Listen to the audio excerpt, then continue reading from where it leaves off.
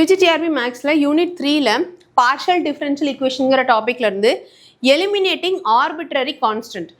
சரியா அந்த டாபிக்ல இருந்து ஒரு क्वेश्चन பார்க்குறோம். The partial differential equation of arbitrary function f from z is equal to f of x square plus y square. So இதில் இருந்து நான் என்ன பண்ணணும், இந்த ஈக்குவேஷனை ஆர்பிட்ரரி ஃபங்க்ஷனாக மட்டும் கன்வெர்ட் பண்ணி எழுதணும். ஸோ இங்கே பாருங்கள், z is equal to f of x square plus y square, இதுதான் given ஈக்குவேஷன். இதை ஒன் டைம் டிஃப்ரென்ஷியேட் பண்ணுறோம் வித் ரெஸ்பெக்ட் டு எக்ஸை பொறுத்து டிஃப்ரென்ஷியேட் பண்ணோம் அப்படின்னா அதோட வேல்யூ பிக்கு வந்து f dash of x square plus y square. எக்ஸை பொறுத்து மட்டும்தானே டிஃப்ரென்ஷியேட் பண்ணுறோம், அதனால் எக்ஸ் ஸ்கொயருக்கு மட்டும்தான் 2xங்கிற அந்த கண்டினியூஸ் டிஃப்ரென்ஷியேஷன் எக்ஸிஸ்ட் ஆகும். அடுத்து க்யூனா டிஒய் பை டிஎக்ஸ், ஓகேவா?